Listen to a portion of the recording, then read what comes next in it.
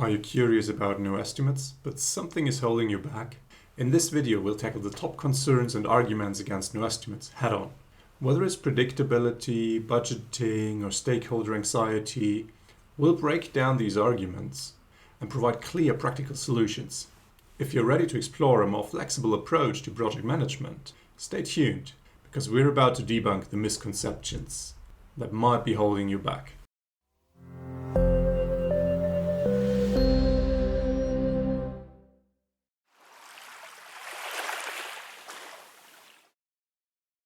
Welcome to Frankly Developing. I'm your host Frank, and before we talk about how to address concerns against the NoEstimates idea, we need to agree on what it means. If you haven't heard of it yet, make sure to check out my previous video that explains the core principles of NoEstimates.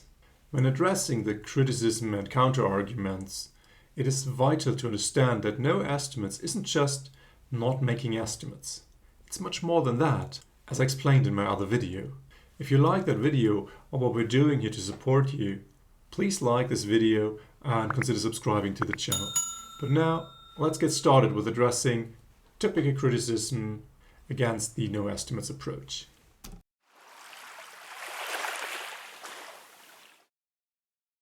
If you don't estimate your work, we cannot predict project timelines and deliverables accurately. This is probably the most common concern. How do you plan without estimates? To address this concern, we can look towards agile development. The whole idea of having a huge multi-year plan for software development projects has been under attack for at least 2 decades now. So if you have a large project timeline, you have other problems than your estimates. That, of course, is not something a project manager wants to hear. Instead, they are mostly concerned about controlling. Are we still on track? If you're talking about a lot of planned work, though, then an easy way out is to use a uniform estimation. Or in other words, estimate every story with one story point. You may be able to get an agreement that estimates are inaccurate anyways, and over a large number of stories, when some are estimated too low and some too high, it should average out. So just counting the stories gives you a decent enough measure of progress. If you look at a smaller scale, though, like a single sprint, then NoEstimates actually improves predictability. How can that be? Since you don't estimate story points or days and push as much as possible into your sprint, you need instead define a clearly achievable sprint goal. If the team doesn't feel well about achieving that sprint goal, then it's too big. If you feel confident that you can make that, you simply don't add more to the sprint. Or if you do, at least prioritize it lower than the sprint goal. Then all the concerted effort goes into achieving that goal, which actually means you gain 2 benefits for predictability. First, you save all the time that estimation would need, which gives you more time to reach that goal and increases your chances to make it.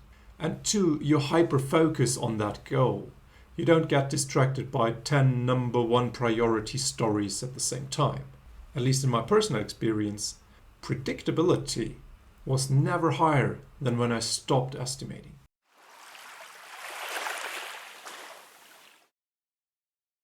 Without estimations, timelines, and milestones, I feel uneasy. I'm lacking confidence that we're making the necessary progress. This is similar to the previous concern, but less controlling focused and much more about this lack of confidence, hence the anxiety. As we just explained, predictability actually gets better. So the best way to address this concern is simply by delivering small increments regularly. This will help you build the basis of trust and give the stakeholder the much needed confidence. It's much better to promise a goal and reliably achieve it than to promise just a number of stories and achieve some of them. Particularly if you are the stakeholder and you don't really know which stories you'll get. Having that higher predictability means the stakeholders will learn to trust those predictions, and that will ultimately remove their anxiety.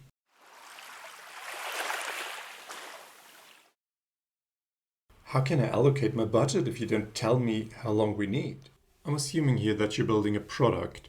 If your organization does that, but still thinks of building it in terms of individual projects, the book Project Myopia will give you a whole bunch of reasons why this is bad. Let me know in the comments if you want a more detailed discussion on this. For now, let's assume we talk about building a product, in which case the development will continuously go on as long as the product is being used, which means again you have a team or maybe multiple teams assigned to it. You don't need to estimate their cost really. Their salaries or hourly wages should be pretty well known. Placing the teams in the center and then assigning the most valuable work to them means you don't have to bother with any budgeting, or rather it moves to a higher level when you need to decide if you need a larger or more teams.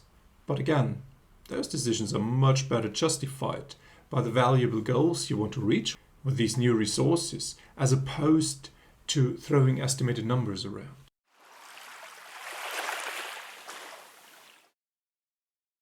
How can I tell if I should assign this developer to the project with 80% or 20% capacity if you don't give me an estimate of the work she needs to do? Ever seen a graph like this? Neuroscientists long agree that we humans are intrinsically bad at multitasking, and for projects, lots of studies have been made to investigate your performance when you are assigned to multiple projects at the same time. This curve is actually much too nice. If you work on one project, you can't be at 100% of your efficiency.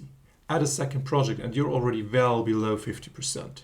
If you have to juggle 3 or more projects at once, you might as well stop burning the company's money to at least get some heat out of it. But in terms of a more meaningful answer, we get the same idea. Allocate the work to the team, not vice versa.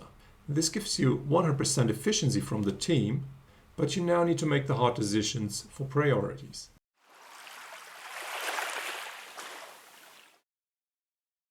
Estimation makes you think about risk, and thus the high estimate items are very important for risk management. Just like NoEstimates isn't just not estimating, we also don't ignore risks. There's still the need to look out for risks, to do risk management. But what would you prefer? Migrating to that other database is 21 story points. Or rather, migrating to that other database is risky because we have no experience with it and we don't know what will happen. So yes, let's talk about risks, how to recognize them, their impact, and measures we can take to alleviate them. But let's focus on the concrete risk and not a number that acts as a proxy for it.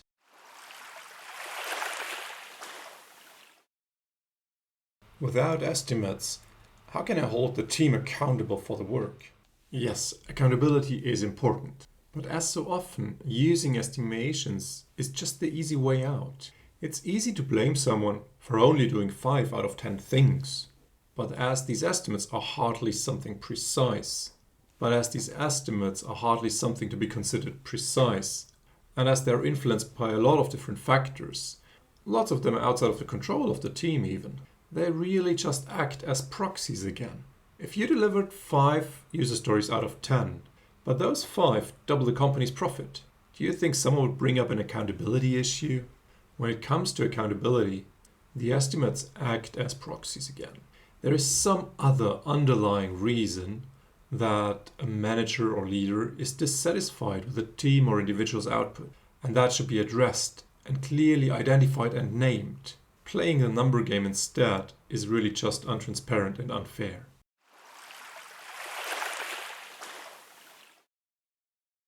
I want you to give me a fixed price for that deliverable. This concern is especially prevalent when it comes to outsourcing work to another department or company. Of course, it ignores all the data our industry has produced for decades on how massive a gamble this is.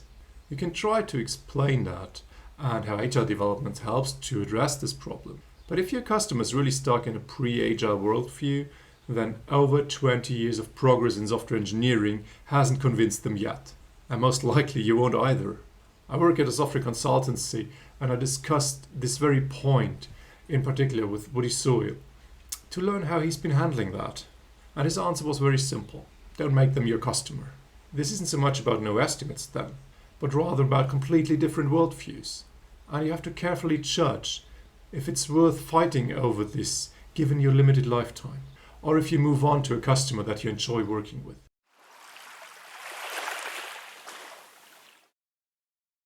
For our large complex project, estimates are necessary to coordinate teams and components effectively. Yes, we need to align work, teams, and features, but we have better ways to do this than using estimates. The seminal book on team topologies is a way better start than any estimate can ever give you. Again, let me know in the comments if you'd like me to discuss this in more depth. When you're also working on short delivery cycles, the teams can apply full kitting. You just don't start any work that depends on another team or component. Don't estimate it, don't make plans about it, simply get something valuable done while you're waiting for it. And if it's that important and valuable, then work together with the other team so you have everything you need in place.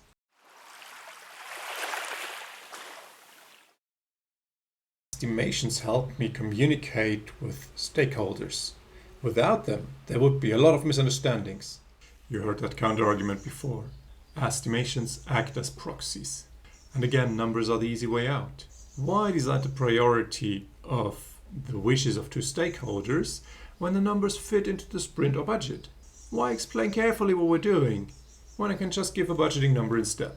From my own experience, I can tell that getting the estimations out of these communications actually leads to the opposite effect. Without a simple proxy number, people are forced to elevate their communication to a higher level. It's no longer sufficient to just say, "Oh, it's a 5, so all should be good." And later, when not all is good, it gets heated. If anything, we need to discuss more and more in depth if we don't want to fall for the easy trap that are estimates.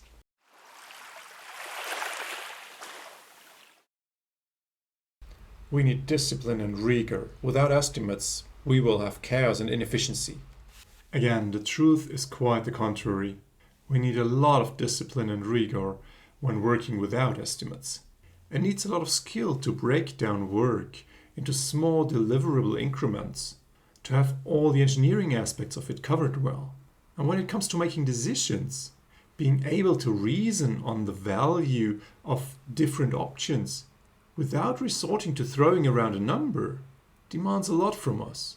It seems counterintuitive, but also in my experience, inefficiency and chaos were always more likely when people made decisions based on estimates.